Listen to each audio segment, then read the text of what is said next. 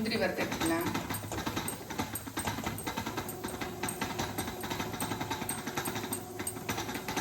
இது கூட திராட்சையும் சேர்த்துக்கலாம்.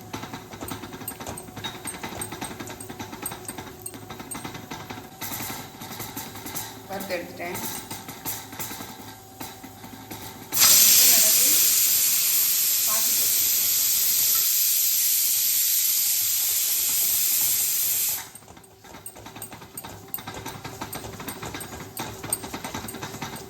ஒரு ஸ்பூன் தான் எடுத்துக்கேன்.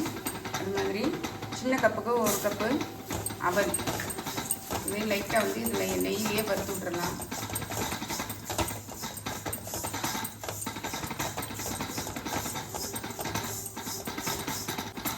இதில் 1 டம்ளர் பால், 1.5 டம்ளர் தண்ணி நல்லா வேகட்டும்.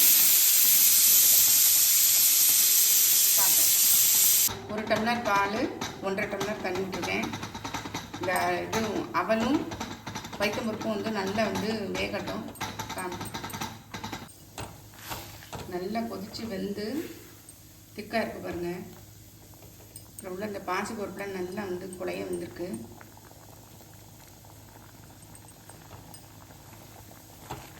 நம்ம இந்த ஸ்டேஜில் வறுத்து வச்சுக்கிற முந்திரி பருப்பு திராட்சையை சேர்த்துடலாம். ஏலக்காய் பொடி சேர்த்துடலாம். நல்லா கலரி மிக்ஸ் பண்ணி விட்டுட்டு இப்போ அடுப்பு ஆஃப் பண்ணிடலாம். அதுக்கப்புறம் நான் இன்றைக்கி வந்து நாட்டு சர்க்கரை தான் சேர்க்க போகிறேன். 1க்கு 1.5 பங்கு அந்த அளவுக்கு தான் சேர்க்க போகிறேன். எடுத்து வச்சுருக்கேன். இது வந்து ஆறட்டும். நம்ம இதில் சேர்த்துடலாம். நல்லா ஆறிடுச்சு பாருங்கள். இப்போ நான் இந்த ஸ்டேஜில் நாட்டு சர்க்கரை எடுத்திருக்கேன். அந்த 1 கப்புக்கு 1.5 கப்பு அளவு நாட்டு சர்க்கரை எடுத்திருக்கேன். இதில் சேர்த்துடலாம். நல்லா மிக்ஸ் பண்ணி விட்டுறலாம். அது இதே சூட்லேயே வந்து நல்லா கரைஞ்சி ஒன்றாயிரும்.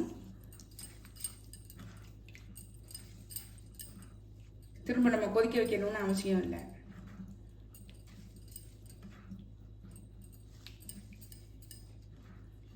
பாருங்கள், சூப்பராக நம்மளுடைய அவல் பாயாசம் சூப்பராக ரெடி ஆகிடுச்சு பாருங்கள். நம்மளுடைய நவராத்திரி டே 7க்கான ரெசிபி சூப்பராக ரெடி ஆகிடுச்சுங்க.